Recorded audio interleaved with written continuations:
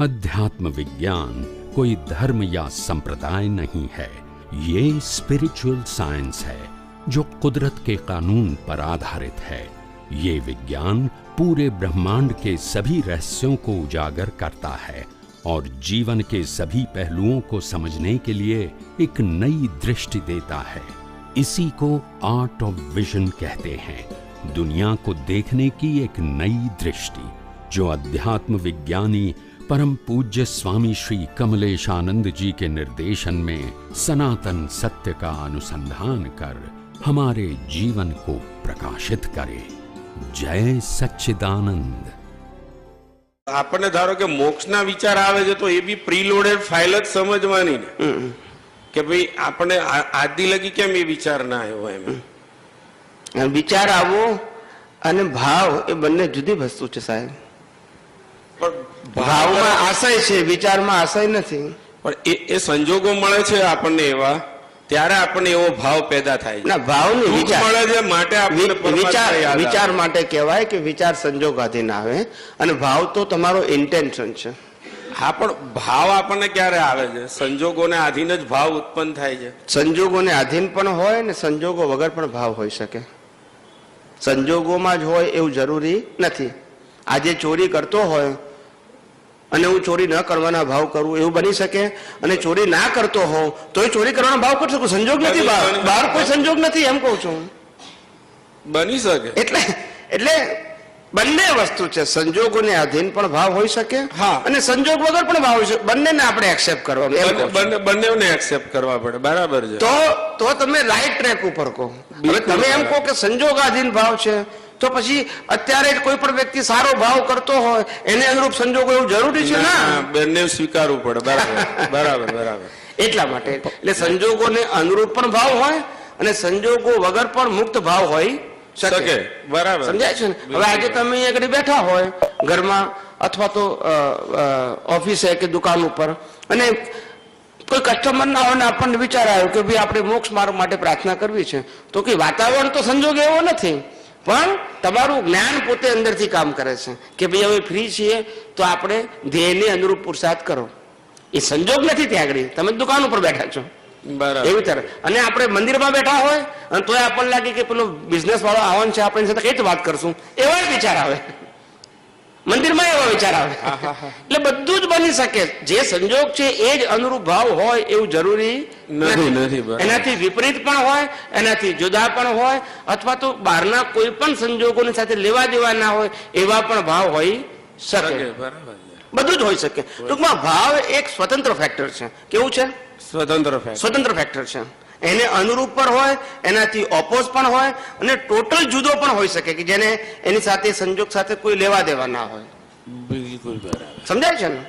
સ્વામીજી, આમાં ભૂલ ક્યાં થાય છે કે નોર્મલી વ્યક્તિ એવું વિચારે છે કે મને આ વિચાર આયા ખરાબ છે, આ સારા છે, તો એ ટાઈમે જે ભાવ ઉભા થાય છે એને જ ભાવ માની લે છે। ભાવ ડિસ્ચાર્જ ભાવ છે, એની પાછળ પછી ચાર્જ ભાવ થાય। એટલે આશય શબ્દ મૂક્યો આપણે। શું મૂક્યો?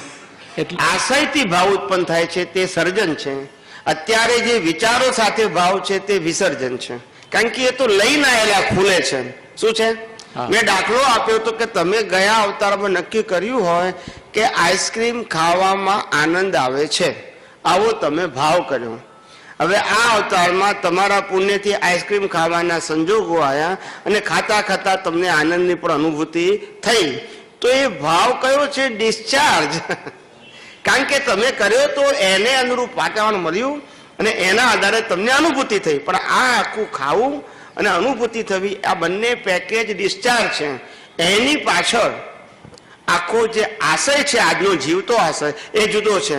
જીવતો આશય અત્યારે શું કે જે જ્ઞાનનો પુરુષાર્થ કરે છે કે સુખ એ તો મારો સ્વભાવ છે, અને આઈસ્ક્રીમમાં સુખ છે એ તો લઈને આવેલો બિલીફ છે, એનાથી સર્વથા મુક્ત એવો હું અનંત સુખ વાળો એવો હું શુદ્ધ આત્મા છું। તો આજનો એનો જે આશય છે જુદો છે, પણ જે અત્યારે અનુભવ છે અને જે સંજોગો છે એ પરિણામ વાળા કેવા છે કે આઈસ્ક્રીમ ખાય છે અને આઈસ્ક્રીમમાં સુખ અનુભવે પણ છે, પણ એ આખો ડિસ્ચાર્જ વાળો ભાગ છે। કયો છે?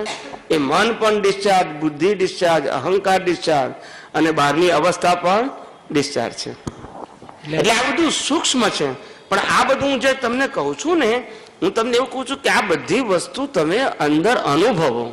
અત્યારે સાંભળો છો પણ તમે જાતે રિયલાઇઝ કરો, એ મારો આશય છે. ખાલી સાંભળો નહીં, સમજાય છે? એનાથી આગળ વધો પછી કે આ વસ્તુ જે આપણે સાંભળી છે એને કઈ રીતે પ્રેક્ટિકલ લાઈફમાં રિયલાઇઝ કરવી, તો તમને સાયન્સ શું છે એ સમજાશે. સાયન્સ હંમેશા નોલેજ સ્વરૂપે નથી હોતું, અને નોલેજ સ્વરૂપે રહેલું સાયન્સ એ માત્ર થિયરી છે. શું છે? અને theory is equal to knowledge.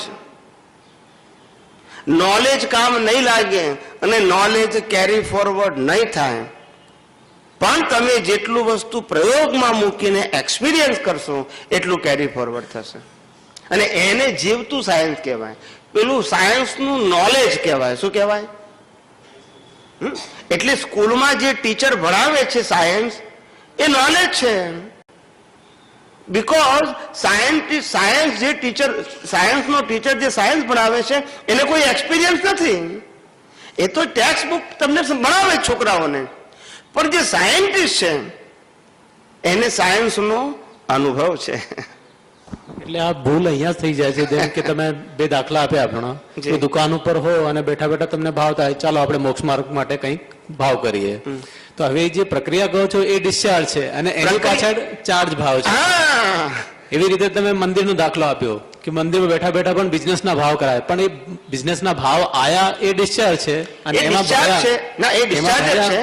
ત્યારે પણ charge થાય. discharge ની અંદર તમારો આશય ભળે એટલો ભાગ જીવતો છે, બાકી ડિસ્ચાર્જ છે. હા આયા તે ડિસ્ચાર્જ છે. હા, એટલે અમારી ભૂલ અહીંયા થાય કે અમે જે આ ભાવ આયા સારા ભાવ એને ચાર્જ ગણી.